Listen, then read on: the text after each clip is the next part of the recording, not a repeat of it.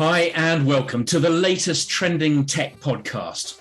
I'm Jeremy Cowan, co-founder of the technology sites Vanilla Plus, IoT Now and The Evolving Enterprise, our joint sponsors today. It's great to have you here for the latest, sometimes serious, sometimes light-hearted look at digital transformation for enterprises. Today, I am delighted to be joined on the pod by Kelvin Chaffer, who is Chief Operating Officer of Lifecycle Software. Kelvin mentioned that through their work as a global provider of business support systems for mobile network operators, they've been seeing rising levels of fraud on the networks since the start of the Ukraine war. So it seemed to be a good moment for us to discuss more broadly the role of technology in Russia's invasion of Ukraine. And here we are. Kelvin, welcome to the Trending Tech podcast. Hi, Jeremy. Thanks for having me on today. I'm really excited about it. Great to have you. Well, we're going to start by looking at two recent news stories in the tech space. Then we're going to hear more about how telecom and IoT services are being sustained in Ukraine. And when all of that's covered, in our closing section called What the Tech, Kelvin and I will take a dive into a couple of stories that amazed us. So what was the news story that caught your attention, Kelvin, and where did you find it? Okay, so there was a story this week on Tech Radar about Phones for You and their administrators claiming that there was a plot to destroy them by some of the network operators back in 2014. That's a pretty extraordinary claim. It is. It is. I mean, I was quite close to this at the time. So, I mean, we were doing all the back office for Life Mobile, who were the MVNO that Phones for You had spun up to help drive some of their growth. Phones for You themselves were a huge business. They were a big high street retailer. In 2013, they turned over £1 billion. And although they'd lost three as a provider in 2012, they still had the other big three in the UK who they were selling contracts for. And then on September the 14th, 2014, literally overnight, out of nowhere, they went into administration. And it was literally out of nowhere. No one, I think, saw it coming. So, it was pretty crazy, really. Huge shock. Again, three had gone their own way in 2012. O2 had started cutting ties at the start of 2014. So they still had EE and Vodafone. And again, the claim is that EE, Vodafone, and O2 were collaborating together to try and push the prices down. Phones for You obviously didn't want to go that low. They couldn't come to a deal. And then when Vodafone and EE effectively said no, that was it. The whole thing fell over. We should say, of course, that this is a claim, an allegation that is refuted by all three of the operators in question. But it's not a frivolous claim. This is by a respected administrator. So it's worth discussing, however briefly, and with the qualification that this has not been tested in law. Like you, I mean, I wasn't as close to this as you, but I was observing it. I do remember Phones for You closing in 2014, and it really shook up the UK mobile sector. As you say, the company had only posted profits the year before of £130 million. I mean, that's over $160 million at today's prices. So it was hard at the time to understand how the business had gone south quite so quickly. What was the discussion at the time? I mean, was there thought to be any outside interference, or was this just one of those things that happens to businesses that they can topple over quite quickly? I mean, I think they assumed that they would have got the deal with EE and Vodafone.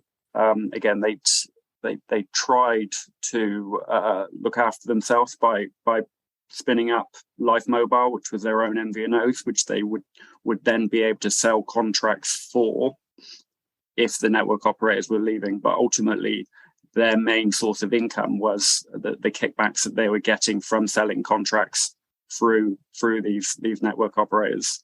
And again, as soon as that came to an end, the money just wasn't there for them. Yeah. I think they probably used the term commissions. The previous and current owners of the accused networks obviously deny the allegations. And even if it's proven, I think in the case of EE, I doubt if BT, who are the current owners, would be liable to pay any compensation, as they'd surely be indemnified against any previous illegal activity. So I guess the buck would stop, if it came to it, with the previous owners. We'll just have to watch this one with interest, and I might call you back, if you wouldn't mind, to come on the podcast if there's more to report, if this actually turns into a legal action. At the moment, it's just allegations flying around and being denied. Indeed. I mean, it's going to be very difficult to prove regardless, this sort of thing. Yeah. Well, the story that I wanted to look at was on Mobile World Live, and headlined, "Twitter pays $150 million fine to settle probe."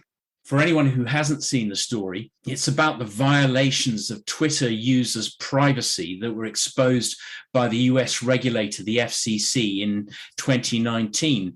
Twitter had stored addresses and phone numbers that were supplied by its users for security purposes, and then they had used the same data, by mistake apparently, for advertising. They couldn't even say later how many phone numbers had been used. Apart from that, they were obviously completely on top of their data management. It'll come as a relief, I'm sure, to any billionaires who might be bidding to take over the platform at the moment. But that in itself is a whole another story. Anyway, Twitter paid the fine, but grumbled publicly that it had already addressed the violation. Now, I don't know about you, Kelvin. I'm not sure that tidying up the crime before the police arrive is a particularly valid argument for not being punished. Yes, I did shoot him, officer, but give me some credit for cleaning up the mess before you got here. I'm joking about this, but it seems to me that serious security concerns within the comms sector are increasingly distilled into issues around privacy. And we've probably all seen reports that Generation Z are more willing to sell their data than baby boomers like me. We're all right to be concerned that our data has been handled in either a cavalier or a cack-handed way. What did you make of the story, Kelvin? I think it's really, really sort of worrying that a company the size of Twitter are taking shortcuts on the security side of things. As you suggested there, I think 30% of Generation Z are very trusting with their information. And with that, again, I mean, if it's being used in the wrong ways from marketing and being resold elsewhere, then again, we've got GDPR rules for a reason. Yeah, and it makes it all the more clear why those GDPR rules are so important for all of us, for our protection. Okay, let's focus on the situation in Ukraine, which was really the starting point for us getting together. Kelvin, we're all sadly becoming far too used to seeing the big picture on the invasion of Ukraine. But just for a few minutes, can we examine the impact on telecoms and IoT services? What has Lifecycle learned about it?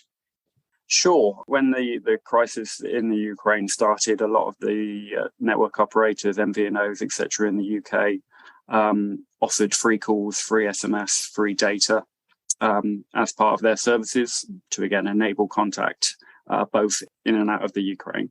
To us, we ended up seeing like a 3,000% increase in the traffic that was coming in and out.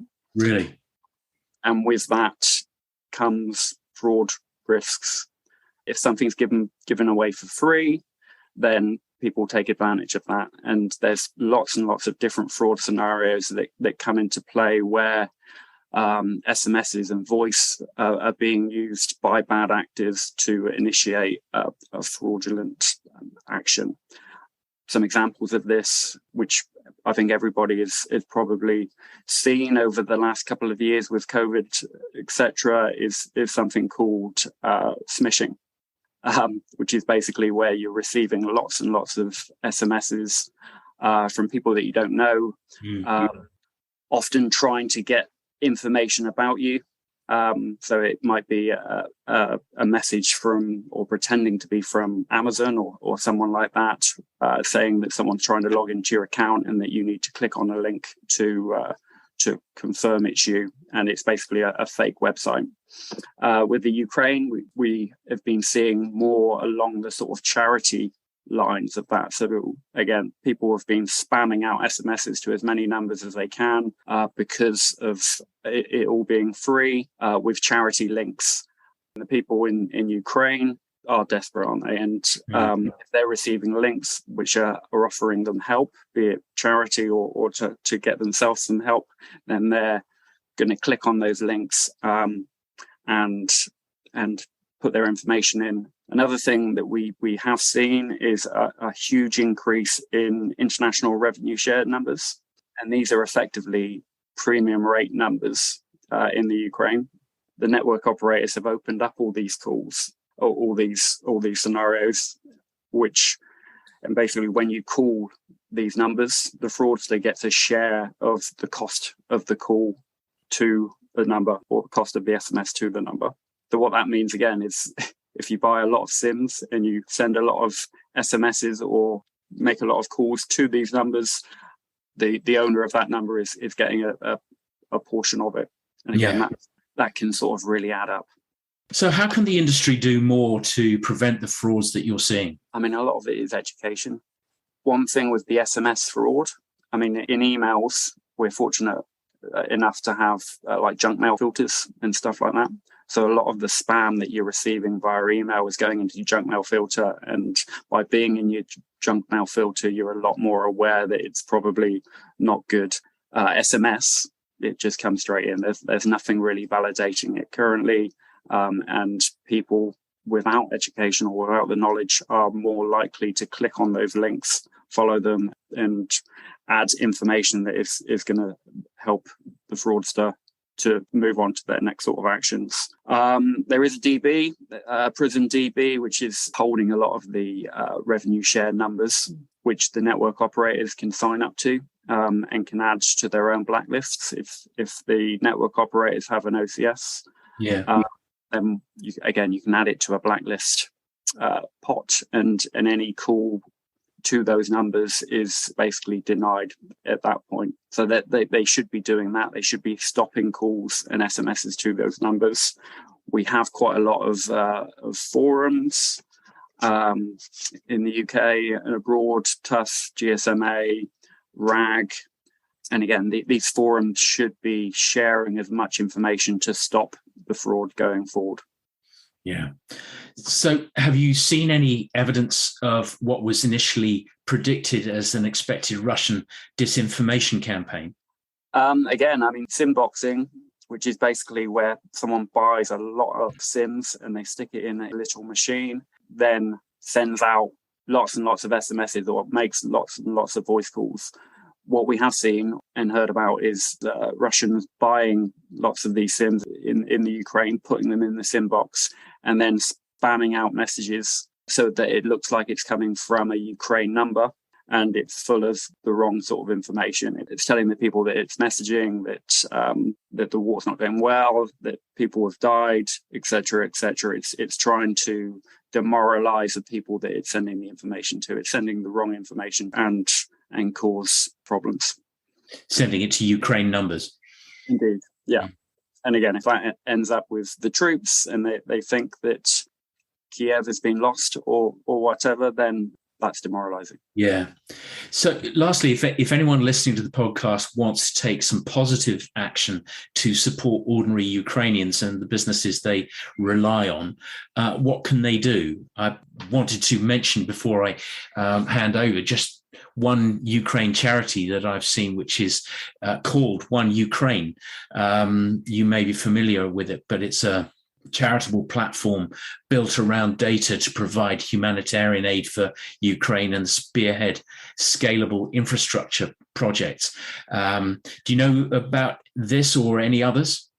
Yeah, I mean, one thing I will say is, again, if you're receiving SMSs, don't trust it immediately. Verify it before doing anything with it. There are lots of charities out there, such as Ukrainian Red Cross, UNICEF, UN Refugee Agency, etc., amongst others, that are proper charities, and your money's going to the right places.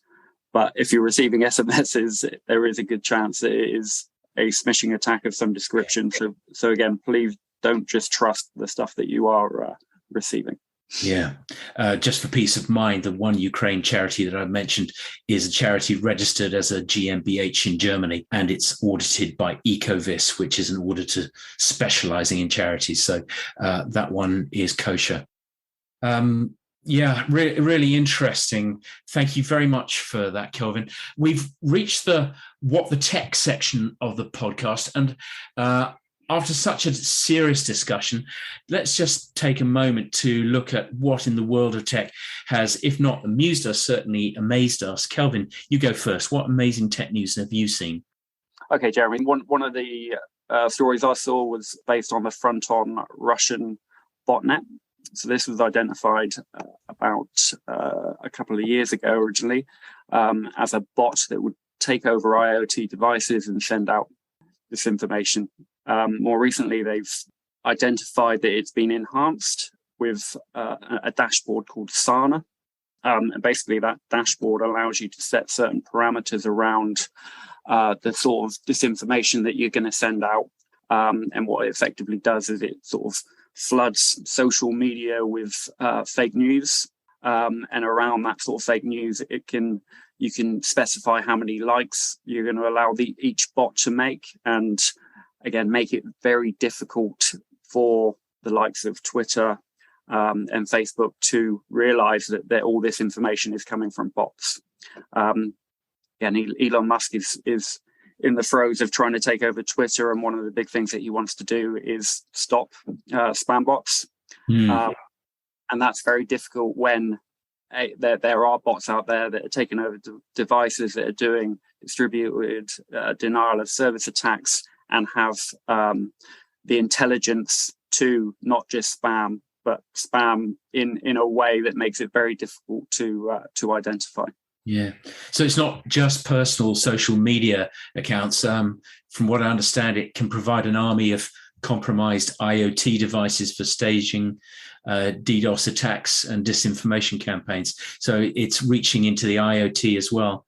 Exactly. I mean, it's taking over devices, and it's using those devices to send out that disinformation, to sign up for social media accounts and put stuff in the news that is wrong. Well, we'll put the link to the Hacker News source of the story into our transcript of the podcast, so people can follow it if they want. What I saw was hinted at was that it might have been used by the Russian security service, the FSB, that's the successor to the KGB, or possibly by Belarus or China. Is there any truth in that? Do you know?